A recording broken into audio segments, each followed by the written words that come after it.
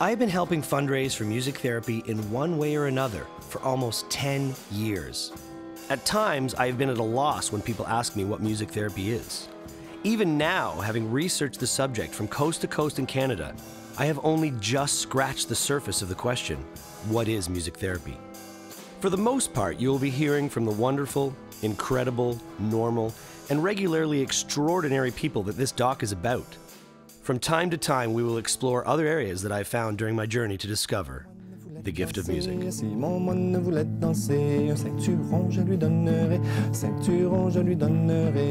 When working with children, we have goals, and there's a process, a therapeutic process. But at a point, it's important to get their attention. Les fourmis marchent une par une, hurrah, hurrah. Les fourmis marchent une par une, hurrah, hurrah. With Karianne, she responds very well to music because it's one of her only ways to connect with the world at this point. She's blind. She got very accustomed to getting relaxed to music and then using the instruments. The more she develops, the more she's actually able to use the instruments for the sounds of them, but also for the tactile stimulation, because she loves to touch various, instruments, and when she touches and there's a sound coming out of it, then she's an actor in this world, instead of just being passive or receptive in her bed.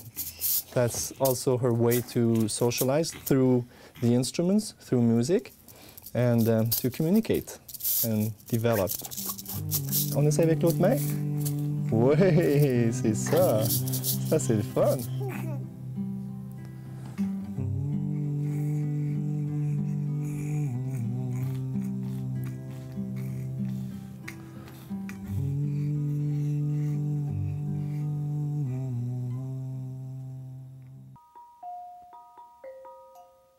I'm often asked if I play an instrument. For years, I reluctantly answered no. I still answer no, but a few years ago I changed my perspective when a musician friend of mine mentioned he was jealous of me for not knowing how to play an instrument. He further explained that he broke down the music to its core. He listened to the different instruments, their rhythms, the song patterns, the beats, dismantling the song and not enjoying its essence in the way it was intended. I hold on to that and cherish my ability to just hear the song as a whole and soak in the music. But let's think about this. The structure of music, the rhythms, the beats, the numbers. This is seen by many as the reason why music therapy can be so successful with children with autism. I think that we've gathered both from watching and observing autistic children as well as how they report how they experience the world, that one of the difficulties they have is organizing sensory input. Organizing all the stimulation that comes at them from the outside world. It seems to me that it's very overwhelming to be in the body of an autistic child. Music has, as we know, many very clear-cut structures. There's lots of predictability. There's the organization rhythmically. There's the organization of melodic patterns and phrases. And whether you're using music that is written songs, or written instrumental music, or whether you're improvising new music, it still has these logical patterns. Children with autism have two main deficits in their functioning, and that is social skills and communication skills. And I often say I'm so glad I have music, because they can be wandering in, they maybe cannot even form a word, but I can almost immediately get into a dialogue with them. It's a nonverbal dialogue, but it's a dialogue, and that's communication. So a child comes in and they start, for example, just start tapping on the piano. I've got something to work with, right? And I might give a tap back on a drum, and we're immediately into that exchange. Monica, a young girl with autism, didn't speak until she was 7 years old. Her work with Noreen ended her 7-year silence. And what this did, and this is in talking with the mom, is it stimulated an awakening of a sort, and where she started to not only sing, she started to sing almost functionally, that she'd start to sing something like, you know, I want orange juice, or, you know, or I want a drink, or come outside. And I remember the mom saying to me, she said, it's great. She said, I don't care if she's saying it or if she's singing it. The fact is, she's communicating. How are you? Me, I love you. You love me. How are you?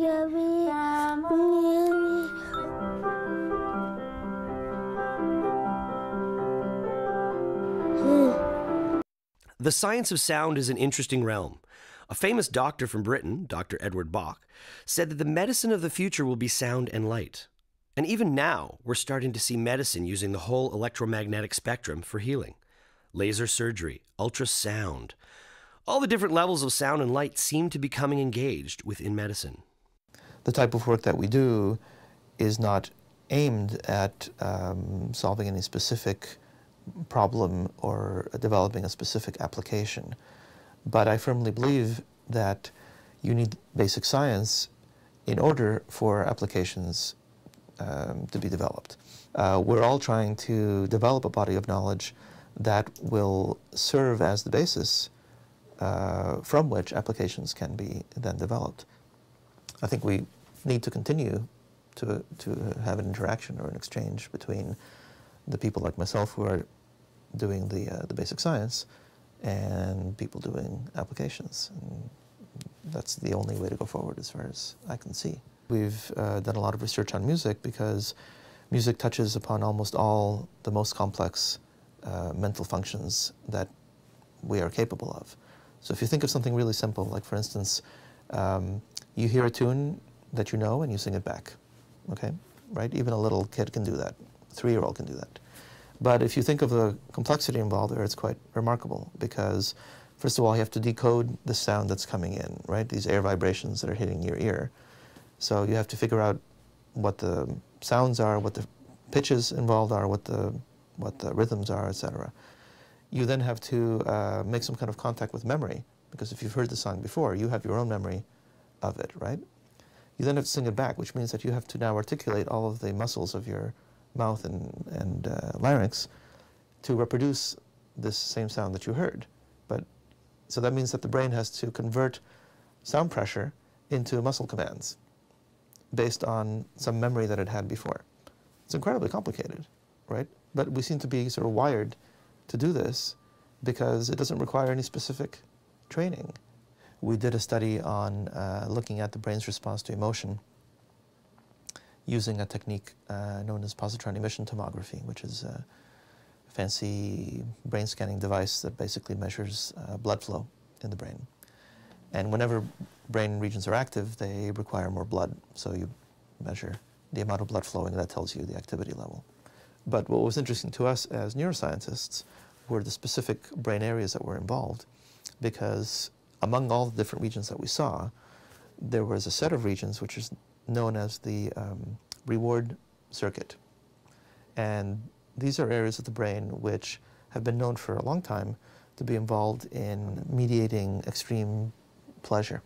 So it's basically the brain's mechanism to say, you know, this is really good, what you're experiencing now is really great, get more of it if you can. Now it's there as a survival mechanism, right? Because we need it, basically we need it to tell us what to do, how to survive. Similar mechanisms actually involved in sexual pleasure, because you need that for reproduction, which in turn is necessary for survival, at least of the species, if not of the individual. So we were totally surprised by the fact that music engages the same very ancient reward system. It's, in evolutionary terms, it's probably been there for a couple of million years. Well, if you don't have music, you won't die. You may not be very happy, but it's not literally necessary for biological survival, right? And yet, music seems to engage the same system, which in turn I think helps to understand why we like it so much. On arriving at the Children's Development Center in Whitehorse, I was wondering what I was doing in the Yukon in January. After discovering the work that David Sutton was doing with underdeveloped children, I was once again astonished to find yet another way that music therapy can help with rehabilitation. So the multidisciplinary team really is about looking at the whole child and seeing where their strengths are, where their weaknesses are. It's not about stepping on each other's toes. It's about bringing your expertise to the venue so that you can get the most out of this child so that they can develop and meet their potential. The use of the music to facilitate gross motor skills has been another great addition to the program by having the music therapist involved in that way. Some of the children they really lack confidence to do certain gross motor tasks, and they won't respond readily to verbal instructions, and even seeing their peers do it does not seem to be enough encouragement. But when we pair those tasks with a musical cue, so they're not just getting a visual cue by showing them a picture or a verbal cue by listening to the adult's instruction, but they're getting a musical cue, which again I think just speaks to them inside. They want to move, they're more motivated to move in the way that the music tells them. So then all of a sudden we get them in trying activities that they never previously would. An example this morning was even the body postures, moving from being the snake and laying flat on the ground and then having to get back up on their feet and be the elephant, or to take the body posture of crouching and putting their hands in between their feet to be a frog. We had demonstrated those particular body postures and movements lots of times, and the kids who have real challenges in the motor skills would just shake their head or go sit on the bench or hide their face. But when the music's happening, they will try many, many more of those things than they otherwise would have. I wonder what else is out there. Well, we found the Sound Beam 2, a machine that emits a beam that, when interacted with, creates MIDI sounds. MIDI is a language that computers read and is translated into sound. The beam can be set up to play over 1,000 instruments.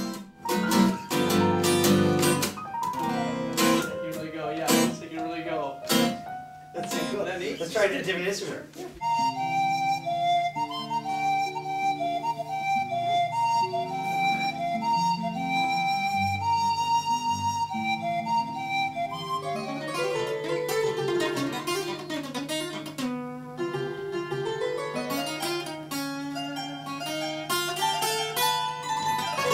Because if they want to have a particular sound and they want to play in a particular style, I can instantly dial that in. No matter what their physical challenges are or even cognitive challenges, they're able to kind of express exactly what they want to express without having to learn, guitar, without having to learn piano. They can do it just with a minimal movement. And I don't know if you saw when we were doing it there, but I can adjust the range from about a half a meter, and I can have about 64 notes in that short space. So that's barely any movement to get, a lot of notes. Or I can set it to 6 meters and put 2 notes in there. So it's sort of endless as far as how much you want somebody to move, and it's nice to use it if you want goals for people moving. You can get them to move down, okay, move to the next note, okay, move to the next note. So it's really neat for that too. One of the big goals it reaches is people that have physical challenges. If you want to increase movement and increase mobilization and all that, basically what you can do is I'll have people where just even lifting the arm is a challenge, so I'll put the beam straight up above them and have it coming straight down, and basically it's just practice lifting, getting that right arm up, and they're very motivated by it. It's one thing to say you need to do your exercises, lift your arm. Well, no, but okay, if you're going to make a note with it and you're going to get that note higher and higher and higher and higher, then they'll do it. It's been pretty powerful seeing just how far, I remember one fellow in particular who really, really has a lot of challenges, plus spina bifida, so a lot of stuff going on, and just to reach up is everything. But he was like, those pictures of him full stretch right up in the air, that just doesn't happen very often for this guy. So things like that are really pretty moving, at least for me they are.